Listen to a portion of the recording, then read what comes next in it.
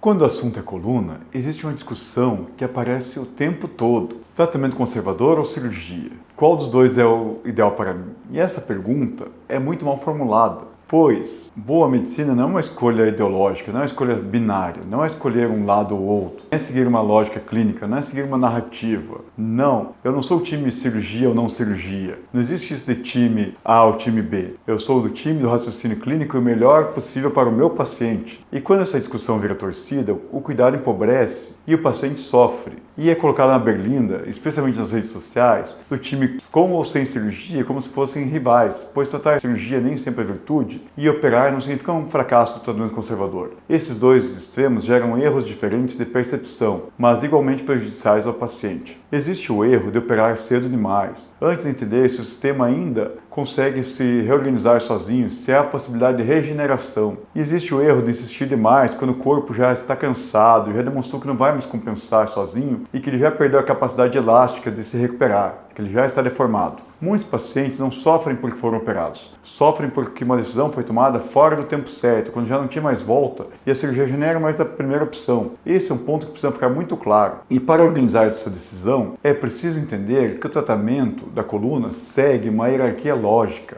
Não é uma lista de técnicas, é uma sequência de raciocínio do que é mais prudente e do que é mais pertinente ao meu paciente. Pois o primeiro nível é o tratamento conservador bem indicado. Aqui entra o movimento correto, o fortalecimento adequado, o ajuste de carga e o respeito ao tempo biológico e o fundamental, o paciente ter engajamento com o tratamento. E o tratamento conservador não é abandonar, não é esperar para ver, mas ter intervenção ativa, tanto do médico quanto do paciente, sem bisturi. E quando ele é bem indicado, reorganiza o sistema, reduz a dor, devolve função e a percepção cerebral de cura é magnífica, mas necessita de engajamento do paciente. Já o segundo nível é a medicina intervencionista da dor, que a gente tem visto crescer muito no país, pois ela entra quando a dor começa a travar a função, quando o tratamento conservador já não consegue avançar sozinho, ou quando é preciso ganhar tempo biológico para que o corpo se organize por si só. Aqui não se trata de tampar a dor, de criar um disfarce, de ser um paliativo, nem de maquiar os sintomas. Trata-se de reduzir o ruído do sistema para permitir uma readequação e uma reorganização adequada. E quando bem usada, a intervenção não compete com o tratamento conservador, ela viabiliza o tratamento conservador. O paciente que está fazendo fisioterapia e não consegue mobilizar por dor, se beneficia muito no tratamento da dor, que permite com que ele se mova adequadamente. E já o terceiro nível é a cirurgia. E a cirurgia entra quando a falha estrutural relevante, quando o processo do quadro não está mais adequado e quando a função já está ameaçada e a biomecânica está comprometida. A cirurgia não entra quando tudo falhou, ela entra quando faz sentido, quando a gente precisa trocar uma peça. E essa diferença é fundamental. A cirurgia usada como última cartada, sem critério, costuma frustrar, pois a peça que tinha que ter sido trocada perdeu o momento. Então, a cirurgia usada no momento certo, com o objetivo claro, costuma libertar o paciente e gerar agradecimentos ao médico. Então, existe um conceito que atravessa todos esses níveis e que talvez seja o mais importante de todos. É a janela terapêutica.